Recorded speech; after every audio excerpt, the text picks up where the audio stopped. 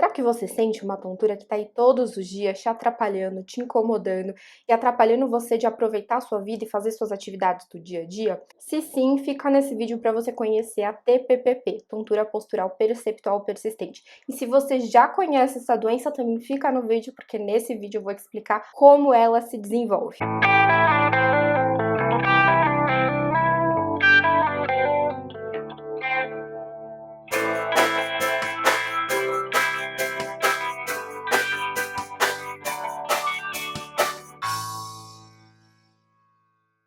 A TPPP, antigamente chamada de vertigem fóbica, é uma doença do equilíbrio e está relacionada à forma como o cérebro interpreta a informação dos sensores que ele capta. Então, só lembrando, a gente tem 3 sensores que informam o equilíbrio: a visão, os labirintos e o sistema proprioceptivo, então o seu tato, a pressão, se você está sentado, se você está em pé, o que seu pé está sentindo, o que seu pescoço está virando a cabeça ou não está virando a cabeça. Então esses 3 sensores pegam informações do dia a dia e levam lá para o seu cérebro interpretar e entender como você está. Se você está no ambiente se movendo, se você está andando, se você está numa aceleração de um carro, se você está no elevador, se você está parado, se você está deitado. Tudo isso é interpretado pelo seu cérebro e a TPPP está no cérebro. Se você está chegando aqui no canal agora e não sabe o que é TPPP, não conhece o tipo de tontura da TPPP, a TPPP é uma doença que traz uma tontura que está todos os dias presente. A intensidade pode variar, ficar mais intensa ou menos intensa, aí depender de alguns fatores, mas ela está ali atrapalhando a pessoa todos os dias como uma sensação de instabilidade. A pessoa se sente como se estivesse à beira de um precipício quando está em pé, ou quando ela está caminhando, ela se sente ali caminhando numa corda bamba. E o momento mais confortável para ela é quando deita, em que os sintomas podem diminuir muito ou podem até zerar. E isso atrapalha, né? Porque a pessoa tem dificuldade de fazer as atividades do dia a dia, de sair às vezes de casa, de ir para o trabalho, de fazer compras no supermercado, porque quando vai para o supermercado tem muita informação visual, e quando tem muita informação visual, padrões complexos de informação como esse, a pessoa sente uma piora, um agravamento da tontura. E por quê? Por que a TPPP, enfim, por que ela acontece? Vem comigo entender. Eu vou te explicar esse ciclo aqui, que é o ciclo da TPPP. A TPPP começa quando existe um fator de risco. O fator de risco é o quê? Por exemplo, obesidade é um fator de risco para doenças cardiovasculares. Diabetes é um fator de risco para um infarto. E aí por diante. Então, o fator de risco é quando você tem um fator, uma característica, que é um risco para determinada situação. O fator de risco da TPPP é a pessoa que já é ansiosa. Então, uma pessoa que já é mais ansiosa que as outras, porque a ansiedade, né, é uma emoção normal, é uma sensação normal que todos sentimos, algumas pessoas em maior grau, outras em menor grau. A pessoa com TPPP costuma ser uma pessoa que já sente ansiedade num grau maior. E aí, essa pessoa que já tem esse fator de risco sofre com alguma tontura. E essa tontura pode ser de origem no labirinto, no cérebro, no sistema proprioceptivo, um desmaio, uma síncope, né? Desmaiou, sensação de desmaio, a pressão caiu, ou até uma tontura que pode acontecer numa crise de ansiedade ou crise de pânico. E aí, essa tontura é um gatilho para uma mudança toda na forma como o cérebro interpreta o equilíbrio. Esse fator que vai gerar muito medo, esse fator de tontura, essa tontura inicial vai gerar tanta ansiedade que vai desencadear estratégias de controle postural de alto risco. Estratégia de controle postural de alto risco, o que seria isso? O seu cérebro tem estratégias para você estar em pé. Estratégias que mexem com o seu quadril, com o seu joelho, com a sua perna e te estabilizam. E você não precisa pensar, raciocinar para fazer nada disso. Tudo isso é inconsciente. Mas aí o seu cérebro começa a ficar vigilante do ambiente dele, porque ele sofreu aquela tontura lá, né? Vamos dizer que, por exemplo, a pessoa teve uma crise de neurite, uma crise de Meniere, ou teve um desmaio ali porque estava muito quente, ficou muito tempo em pé. Depois daquela situação, aquilo foi tão importante para ela, gerou tanto medo e tanta ansiedade, que o cérebro começa a olhar para aquilo e falar: não posso mais confiar no meu equilíbrio, eu tenho que ficar mais vigilante do meu ambiente para isso não se repetir. O cérebro, ele sempre quer proteger a gente, né? Está sempre a nosso favor e nossa proteção, mas às vezes quando ele faz isso sem querer, ele faz uma merda. Ele cria essas estratégias de controle postural, e aí quando ele começa a criar essas estratégias, ele começa a olhar muito para o ambiente.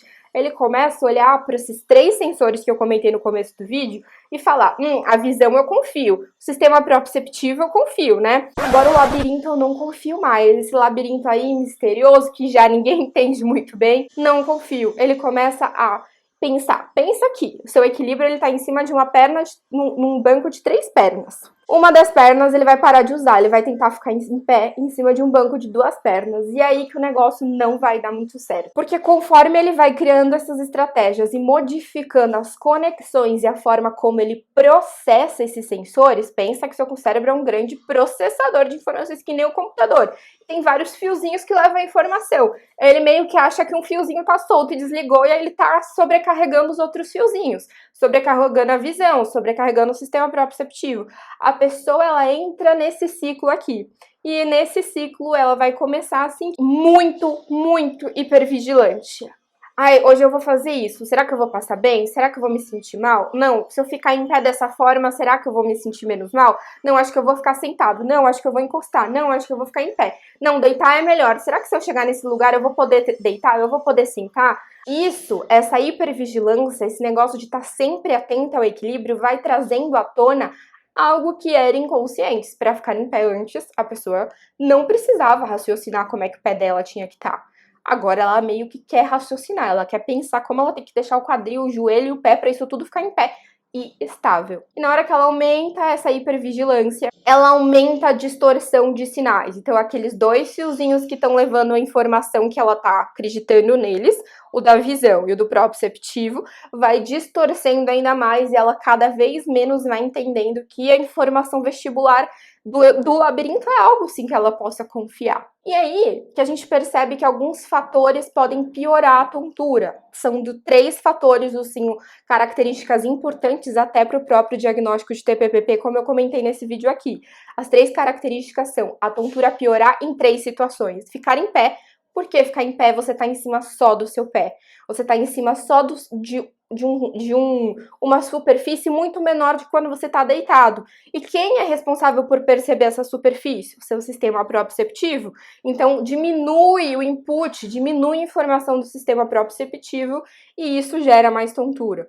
Segunda situação que tem mais tontura, quando a pessoa está em movimento. Por quê? O movimento é uma coisa que o labirinto percebe muito. O labirinto é como se fosse um giroscópio.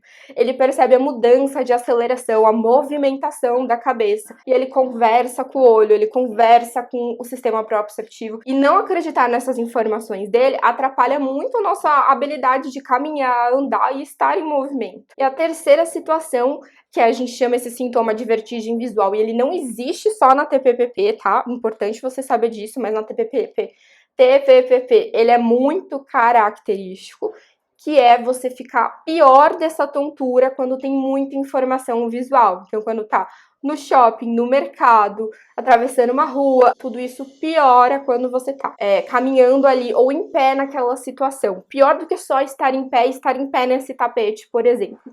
Por quê? Porque ele tá dando, né, o cérebro tá acreditando muito na informação da visão. Quando tem muita informação visual, informação complexa ou informação em movimento, ele fica confuso. Tipo, o que eu vou acreditar? Isso aqui tá demais, eu não tô conseguindo dar conta de processar toda essa informação para saber se eu estou parado. Ou talvez será que eu estou em movimento? É essa confusão que existe no cérebro. E aí todo esse ciclo que eu comentei que a pessoa vai ficar, vão gerando efeitos problemas, consequências, vão gerando consequências para essa pessoa, que são, por exemplo, o pescoço rígido. Então essa pessoa, ela tá tão tensa, tentando tanto se equilibrar, fazendo tanto esforço, que ela começa a ter dor no pescoço, começa a ter dor no cervical, e aí atrapalha mais um sensor, né? A gente já não confia no labirinto, aí o sensor do sistema proprioceptivo vai dar umas informações alteradas de tanta contratura muscular que a pessoa pode acabar desenvolvendo. Outra consequência é o medo da queda. A pessoa tem um medo desproporcional à queda. Por que desproporcional?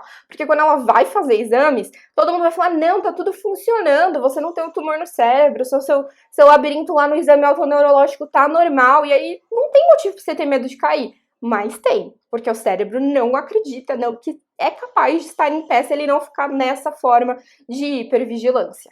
Outra consequência é a agorafobia, que é o medo de sair de casa, o medo, na verdade não é medo de sair de casa, né? Isso.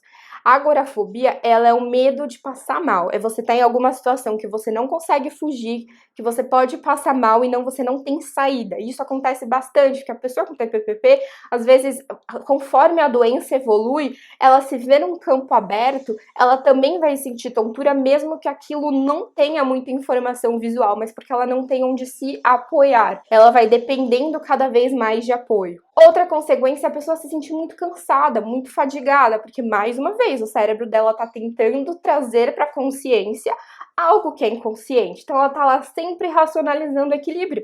E o equilíbrio é um sentido, ele é inconsciente, ele não é racionalizável. Você não precisa pensar para fazer tudo o que você faz, para caminhar, para estar em pé. Isso é natural. Ou deveria ser. Algumas pessoas chegam a ter realmente uma alteração de equilíbrio a ponto de caminhar por sendo puxado para o lado, ter uma sensação que está sendo puxado para o lado, cair para o lado. Tem alguns casos bem graves de TPP em que a pessoa realmente cai. Ela se levanta, fica em pé e não consegue se equilibrar, porque ela tá racionalizando tanto aquilo que ela não consegue. E com toda essa explicação, agora acho que talvez faça mais sentido, porque o tratamento é como ele é. Eu expliquei com mais detalhes o tratamento nesse vídeo aqui, mas eu vou lembrar só um apanhado geral que o tratamento ele se baseia em 3 principais pilares. A reabilitação vestibular, porque a reabilitação vestibular, ela vai fazer o quê? Ela vai tentar refazer esses sinais. Lembra, não confiamos no sinal do labirinto, estamos apoiado num banco de 2 pernas, vamos tentar rever essa terceira perna e fazer o cérebro confiar no labirinto, estimular esse labirinto. E aí os exercícios da reabilitação vestibular da TPPP são mais direcionados para os sintomas da TPPP, em especial os sintomas que aquele paciente sente. Cada paciente pode sentir a TPPP de um jeito. Segundo, medicação. A medicação, ela faz parte do tratamento, ela ajuda a equilibrar neuroquimicamente aquele cérebro que aparentemente está desbalanceado pelo que a gente entende da doença até agora. Ela foi relatada direitinho, bonitinho em 2017, então é super recente. Cada vez saem mais estudos e a gente entende mais sobre ela, mas existe algum desbalanço químico do cérebro. O medicamento ajuda nesse desbalanço e ajuda na ansiedade que vem junto com ele, na ansiedade talvez que já exista de base. E terceiro pilar é a psicoterapia, e as pessoas falam, eu não vejo sentido em fazer terapia. Você já fez? Vamos começar. Você já fez terapia antes? Acho que preciso fazer um vídeo só sobre terapia aqui. Porque fazer a reabilitação, tomar medicamento e depois tirar esse medicamento vai te expor a várias situações de medo. Vai te expor a várias situações desconfortáveis. E a terapia ela vai te ensinando a lidar com esse medo, com essa ansiedade, tolerar as situações desconfortáveis para a gente conseguir lá na frente não ficar com esse remédio para sempre. Bom, acho que consegui dar uma explicação bem legal sobre o assunto. Se você gostou, deixe o seu like, deixe o seu comentário se ficou alguma dúvida. E se te ajudou, também deixe o seu comentário contando que ajudou, porque eu dei uma sumida. Dei uma sumida, assim, bem grande, mas, gente, eu dei uma sumida porque tá muito corrido, muito paciente no consultório, muita gente demandando bastante. Eu tento estar sempre, assim, disponível o que eu consigo pra eles e também cuidando de mim, né? Porque não adianta a gente só cuidar dos outros, não tá bem o suficiente pra gente cuidar dos outros. A gente tem que tá bem também pra cuidar dos outros. Então eu dei uma reduzida aí no fluxo do canal, porque também aconteceram umas questões pessoais, mas pretendo voltar aí com um vídeo por semana, se der tudo certo. E eu demoro às vezes pra voltar e acontecem essas coisas, porque eu não tenho uma equipe fazendo isso. A gente tá aqui, ó. Esse aqui é o meu quartinho onde eu atendo online, eu atendo presencial e online. E aí que é onde eu gravo os vídeos. Às vezes eu consigo gravar no consultório, mas o consultório não é meu, então nem sempre eu consigo ficar horas a mais pra conseguir gravar vídeos lá. E quem edita os vídeos sou eu. Quem sabe em 2023 terei uma equipe que editará os vídeos para mim. E aí a gente consegue ter mais vídeos com mais informações. Outra coisa que me ajuda muito é vocês mandarem aqui nos comentários o que vocês gostariam que eu trouxesse em formato de vídeo. Isso vai me ajudar também a saber o que vocês estão querendo, em que eu posso ajudar vocês e trazer um conteúdo mais direcionado. Não esquece do seu like. E Feliz Natal? Não, ainda é cedo. Vai conter mais vídeos antes do Natal? Espero que sim.